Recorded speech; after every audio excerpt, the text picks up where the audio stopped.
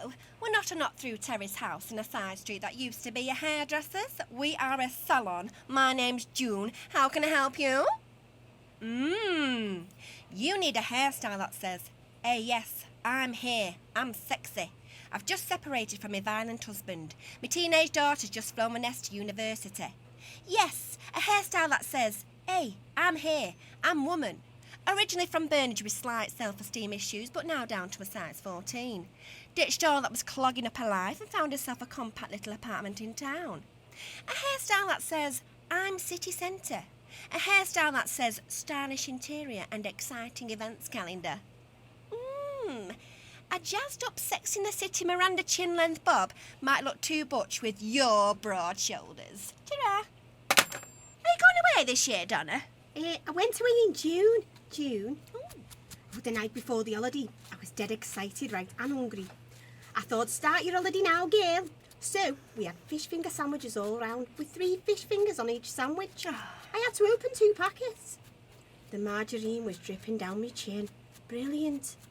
Hey, what I did get for the flight, which was dead brilliant, was this crushed velour orange leisure suit, offset with purple piping, and it had an elasticated waist, which was brilliant.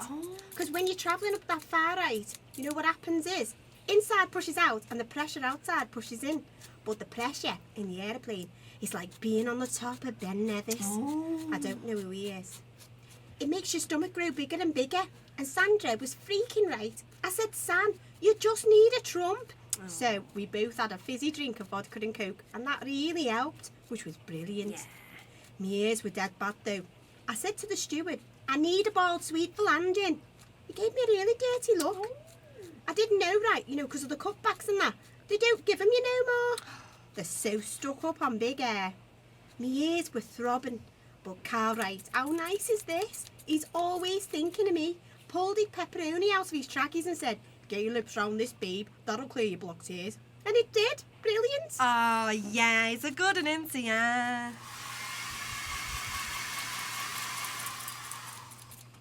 Elsie, my friend, well, her family keep mentioning this youth in Asia.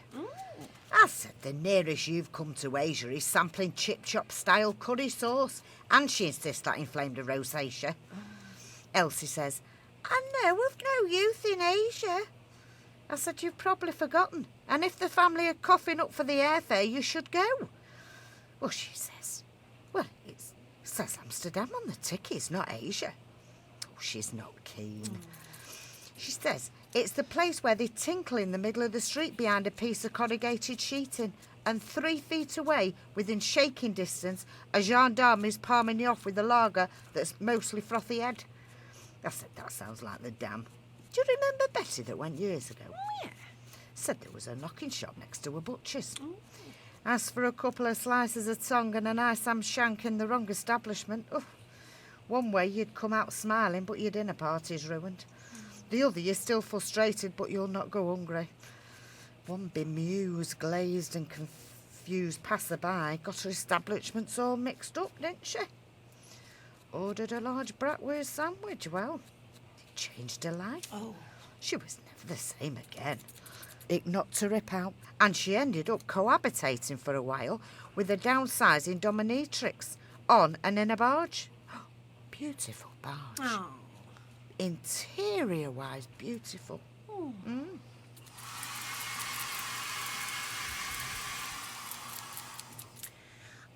yes, I remember Betty.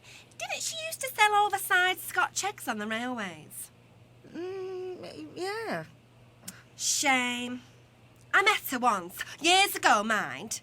On an overgrown lay-by very near the armpit of a northwest. She desperately tried to sell me a slightly abolution-damaged cut-and-shut Ford Caprice.